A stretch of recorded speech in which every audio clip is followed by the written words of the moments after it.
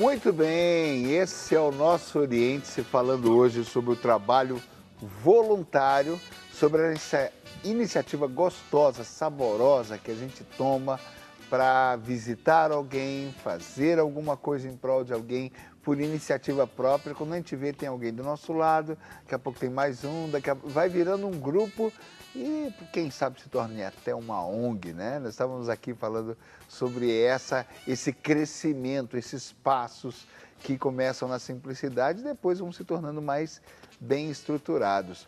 Eu acredito, eu vou falar com os mais velhos, com o Milton e com o padre, no sentido assim, engraçado, né, padre? Na sociedade, existem anos já que acontecem esses trabalhos dentro de uma forma talvez que era mais estruturada ou pelo rigor dos tempos antigos, né? Uma coisa mais demorada para nascer e quando nascia um pouco maior, como o próprio movimento de escoteiros, né?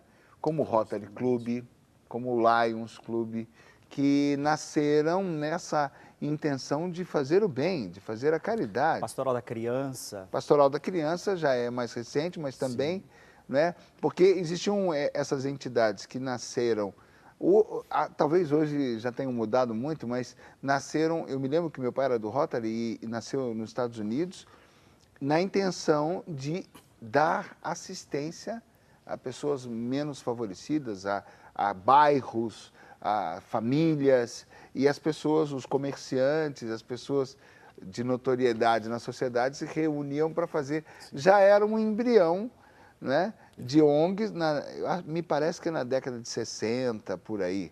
Né, Milton? Tem alguma coisa... A primeira organização instituída legalmente no Brasil foi em 1547, foi a Santa Casa da Misericórdia, em Santos. Santa Casas. Em Santos. Olha aí.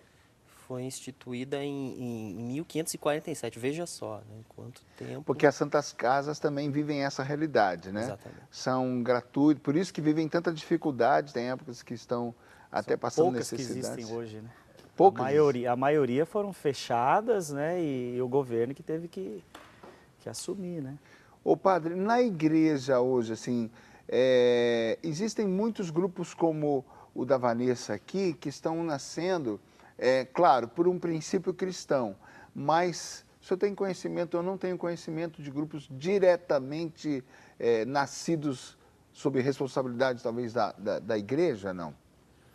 Não, acho que assim, que eu me lembre, a Pastoral da Criança, Sim. Né, que ela nasce no seio da igreja, né, e depois... Mas ela não chega a ser uma ONG, ela é uma pastoral. Ela é uma pastoral, mas, de certa maneira, ela funciona como uma... Porque a organização dela, ela é assim, ela tem uma é tão pessoa perfeita... jurídica?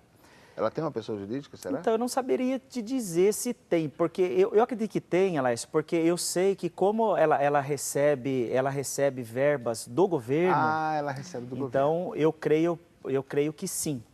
Né, que ela, não sei se o professor poderia... Está correto. As igrejas, de uma forma geral, elas são instituídas como ONGs. Você tem os partidos políticos, você tem os clubes esportivos. Ah, então a legislação já colocou todos esses Exato. que recebem ajuda de certa forma. Exatamente. Todos eles podem receber recursos públicos, desde que se preste conta, né? E que se tenha toda a documentação, né? Então cita para nós, Milton, por favor, Nós temos partidos políticos, clubes esportivos, as igrejas, e eles passam a ter uma série de isenções de impostos, inclusive, né? Então, eles não recolhem alguns impostos, enfim. Então, E é uma característica comum o trabalho voluntário, comum a todos eles? Sim, o trabalho voluntário ele é essencial, eu diria, para essas 290 mil organizações que nós citamos aqui. Porque ele movimenta... É o que caracteriza. Não necessariamente. Você pode ter uma organização não governamental que não tem voluntários, né? Como eu disse, está se profissionalizando o setor.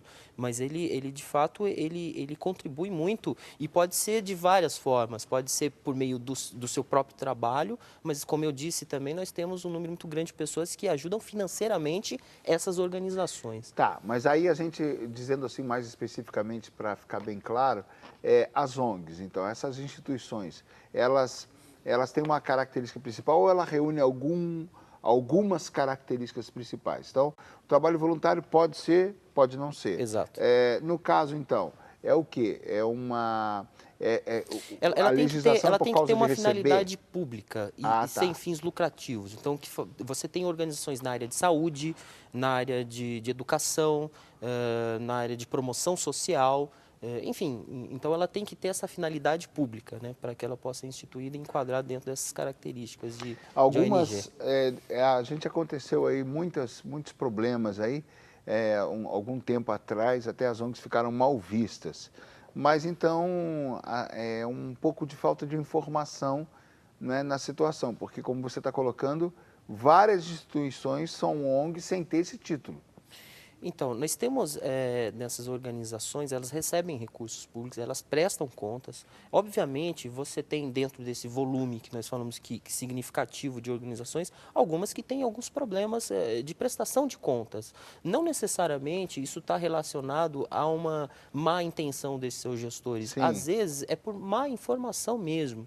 Então, por isso que é necessário essa formação desses gestores para que eles possam prestar conta disso adequadamente. Por outro lado, também é fundamental o relacionamento com a imprensa. Por isso, eu acho muito importante a gente estar debatendo esse assunto aqui, num horário como este, porque você tem, quando tem uma organização que tem algum problema, ela vai para o horário nobre. E quando você tem uma série de outras que desempenham, como nós vimos aqui, o Sonhar Acordado, que a Vanessa nos trouxe, com muita propriedade, e é perceptível a vontade de se fazer bem feito, você não tem isso em horários que as pessoas possam tomar conhecimento, né? Então, é fundamental que se tenha essa relação com a sociedade de transparência, vamos dizer assim. Porque até pouco tempo atrás não tinha esse título, né? ONG. Eu tive a possibilidade, também estava querendo fazer um trabalho, eu tenho um desejo no coração, e quando eu fui me informar, né, eu fui até informado por algumas pessoas para ir por outros caminhos, porque a ONG estava meio mal na fita por causa de alguns maus exemplos. Mas aí a gente percebe isso, até uma má definição, porque nem todas estão enquadradas, então, devidamente, como deveria ser dentro dessa legislação. Perfeito. E eu creio que é necessário também que essas organizações elas tenham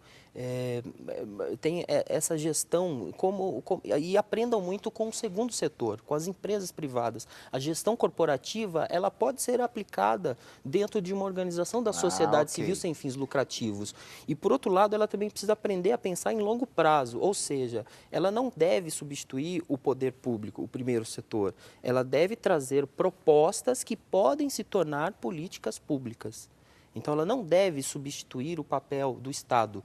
Ela deve trazer ações, propostas. Então, tem a ver com o seu histórico, que é a sociedade civil organizada, descontente da forma que é aplicados os recursos no país, em educação, em promoção social e em uma série de outras áreas. Até porque o que se diz é que tem muito recurso para ser aplicado e não tem quem faça uso deles. Exatamente. Correto? Correto. E aí, nesse sentido, Milton, existe eles são classificados por setor, porque tem saúde, tem educação, tem coisas mais assistenciais às classes menos favorecidas, ou a bairros, ou até às crianças. Na legislação que fala sobre as ONGs, elas são separadas ou não? Todas que recebem ajuda e prestam um serviço público, elas estão enquadradas dentro da mesma legislação?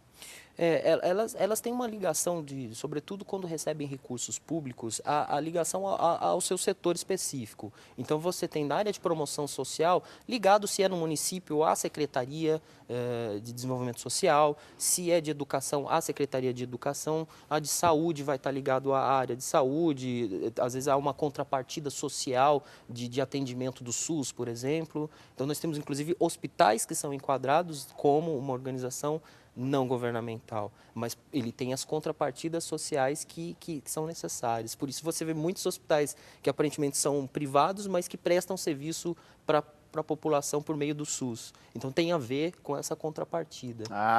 Eles têm uma parte da atividade que presta serviço? Exato, tem um percentual que é necessário de gratuidade, vamos dizer assim. Nossa. Você tem, inclusive, também alguns editais, por exemplo, na área de cultura, nós temos isso no âmbito federal, nós temos a Lei Rouanet, direcionadas para essas organizações.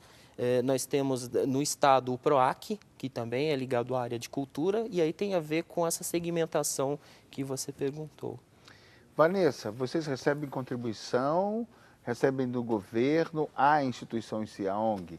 Não, a gente não tem contribuição nenhuma.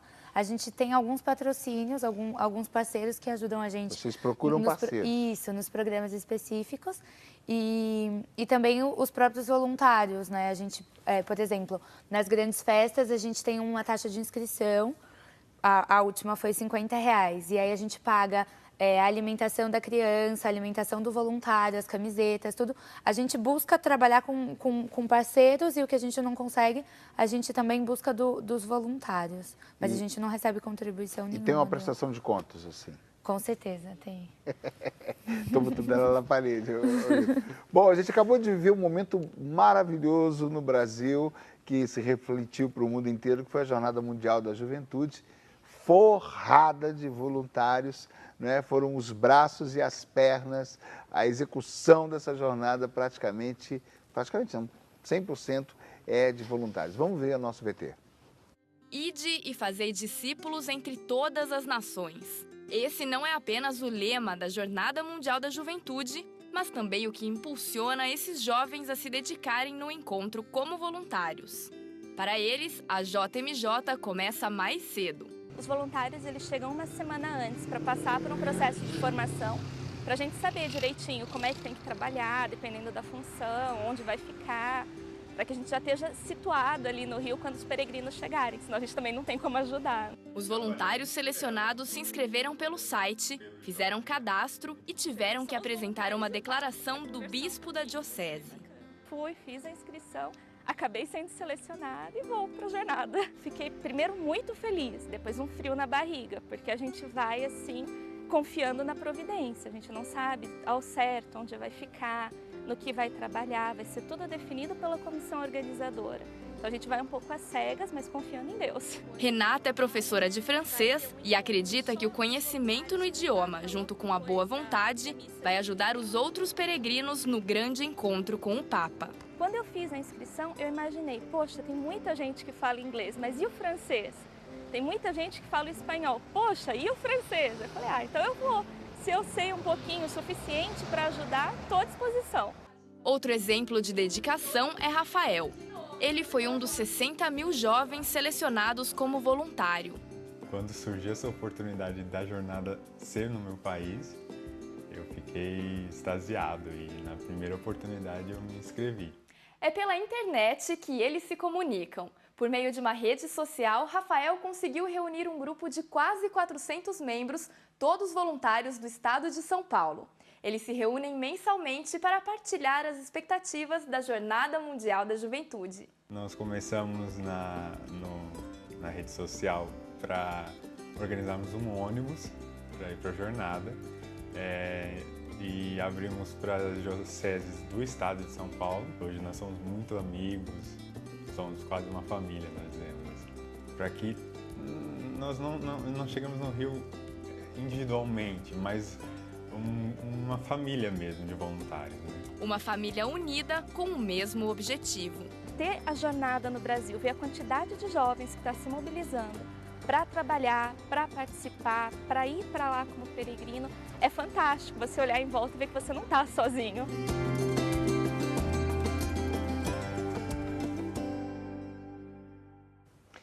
Você viu? 60 mil voluntários, não é? O que teve também de voluntários que não são intitulados voluntários, né? Os próprios padres tiveram que fazer muita coisa, a estrutura paroquial teve que fazer muita coisa, a estrutura das dioceses teve que fazer muita coisa de graça, gratuitamente, pelo evento, pela sua fé, pelo amor a Deus. Então é muito bonito. Esse VT é de antes da jornada e agora nós vamos ver o que aconteceu na jornada.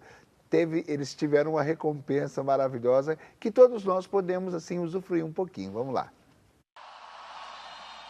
Não podia regressar a Roma sem antes agradecer de modo pessoal e afetuoso a cada um de vocês pelo trabalho e dedicação com que acompanharam, ajudaram, serviram os milhares de jovens peregrinos, pelos inúmeros pequenos detalhes que fizeram desta Jornada Mundial da Juventude uma experiência inesquecível de fé. Com os sorrisos de cada um de vocês, com a gentileza, com a disponibilidade ao serviço, vocês provaram que há maior alegria em dar do que em receber.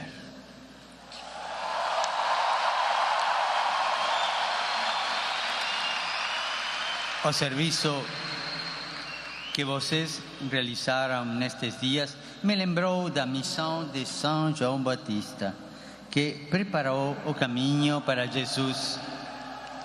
Cada um, a seu modo, foi um instrumento para que milhares de jovens tivessem o caminho preparado para encontrar Jesus. E esse é o serviço mais bonito que podemos realizar como discípulos missionários. Preparar o caminho para que todos possam conhecer, encontrar e amar o Senhor.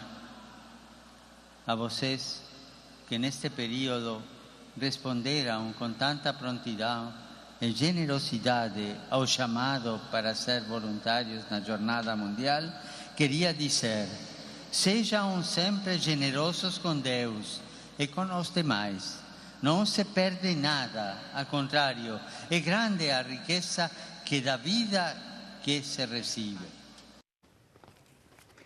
Muito bem, está aí o nosso querido Papa Francisco, conquistou o mundo, mas eu queria já pegar então o gancho de um sacerdote número 1 do planeta Terra para um sacerdote mais recente que está na fila aqui atrás. Padre, então, nós vivemos essa beleza. A palavra de Deus que o Papa citou, né, diz: há mais alegria em dar do que receber. E aqui, eu achei muito curioso que a gente teve aqui um dos programas, um psicopedagogo que trabalha com a parte do pessoal de dependência química, e ele comentava que as pesquisas já mostram, né, o grau de realização que o organismo tem, o organismo humano, né, na liberação da endorfina, né, em vários momentos.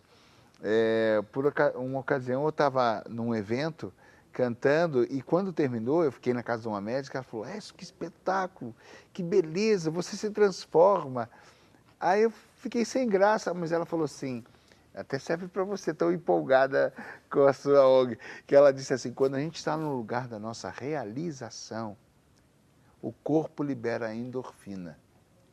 Então, de fato, até quimicamente há mais alegria em dar, em servir. Esse psicopedagogo, ele dizia que o corpo humano, no ato conjugal, por exemplo, ele tem 100% de prazer. E quando você ajuda uma pessoa, é 50% mais. 150% de prazer quando você realiza uma ajuda a alguém. Encantador. Esses desígnios de Deus. Deixa eu citar aqui para a gente falar um pouquinho da nossa fé, né? Não é maravilhoso o que Deus faz nas entrelinhas? Com certeza, né, Laércio? É aquele vestir a camisa, né? Quando você veste a camisa, você faz como aquilo que o Santo Padre repetiu diversas vezes esta palavra nas suas homilias, que é a palavra generosidade. Acho que o maior convite que o Papa fez para nós durante essa jornada foi esse convite à generosidade. Nós temos que ser generosos. E quando a gente é generoso num trabalho, seja ele qual for, você faz com prazer, você faz com amor. E realmente, você vai com o intuito de levar algo para a pessoa, mas no fundo, é você que acaba recebendo, não é? Esse trabalho que eu realizo na Diocese de Itapetininga com a pastoral carcerária, a gente sente muito isso, não é? Junto com os encarcerados, né?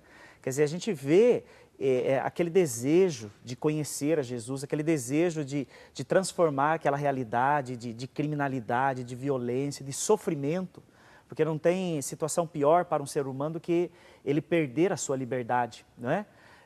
Então, E quando você leva a palavra de Deus, quando você dá ânimo para aquela pessoa, né, quando você leva esperança para ela, você consegue enxergar no olhar dela aquela chama, né, da alegria, que é uma alegria própria de Deus, de ter ouvido, de ter partilhado aquela palavra. E você aquilo sai impactado. Enriquece, né? a gente, porque muitas vezes a gente vai se deparar, principalmente nós sacerdotes, né? Quando você vai, por exemplo, visitar um doente, levar a unção dos enfermos. Você vê aquela pessoa lá doente, sem perspectiva nenhuma de vida, já se preparando talvez até mesmo para a morte, e você vê aquela vontade da pessoa, né, de querer continuar a vida. Você sabe que a pessoa está ali, né, desenganada pelos médicos. Você pergunta para a pessoa: ô fulana, como é que a senhora está? Ah, eu estou bem, padre, graças a Deus. Consegue ainda ter aquele sorriso. Então aquilo ilumina a nossa fé de tal maneira que a gente consegue enxergar a nossa fé e ver o quanto a nossa fé ela é pequenina diante dessas pessoas. A gente teve uma semana de 10 dias de evangelização em Emilianópolis. Um abraço ao povo de Emilianópolis, né? E a gente foi na casa das pessoas fazer o querigma. Então fui eu, tinham dois também missionários do Louvor e Glória, tinha uma irmã missionária que ficou 20 anos na África, e eles, preparando a jornada, separaram uns 30 jovens para irmos de porta em porta. E o grande impacto é esse. Sim. Nenhuma porta se fecha. Lércio, eu fiquei assim muito emocionado de ver, porque em todas eu creio que, não sei se foi na mesma época, na semana que antecede a Jornada Mundial da Juventude, nós tivemos as missões, né, com os jovens, né, chamada de pré-jornada, a semana missionária. E lá na minha paróquia eu fiquei encantado de ver os jovens voltando da missão, todos contentes, entusiasmados, né, de serem bem acolhidos, das pessoas pararem para ouvir, né? É claro, houveram pessoas que bateram as portas, houveram pessoas que destrataram, mas foram poucas diante do grande número de pessoas que se alegraram com a presença dos jovens nas suas casas, de ver a alegria deles em anunciar a palavra de Deus. Então, acho que tudo isso daí realmente enche o nosso coração de alegria e nos leva a acolher essa palavra do Santo Padre, né? Sermos generosos, né? Quer dizer, acolher essa generosidade, que é a generosidade do próprio Cristo. O Cristo, ele foi generoso conosco e nos ensina a sermos generosos também. E não é egoísmo, não é um fechamento em si mesmo. Pelo contrário, já que há mais alegria em dar, né, a gente pode dizer que muita depressão seria terminada, muita traição terminaria, muita situação, talvez até de um alcoolismo, a gente poderia ter a cura através de uma saída de si mesmo para encontrar o outro na sua realidade. Com certeza, isso é comprovado, né? Você que anda muito por todos os lugares, você já deve ter ouvido inúmeros testemunhos de pessoas que conseguiram se libertar de determinada situação de sofrimento através de um trabalho voluntário, né? Nos asilos, né? Nos orfanatos, né? Numa pastoral carcerária, né? Quer dizer, quantas situações de conversão nós vamos encontrar a partir do voluntariado. E o objetivo da igreja é esse, Laércio, sabe? É motivar as pessoas para esse trabalho, né, voluntário. Quer dizer, você dar de si ao outro, como Cristo fez, né? Ele deu-se totalmente, né? Quer dizer, ele se aniquilou, ele se esvaziou-se totalmente do seu ser Deus para ser para nós. Ou seja qual for o trabalho voluntário, a gente encontra o amor no fundo, Sem que é dúvida. Deus, né? A gente vai para o intervalo, a gente volta já já.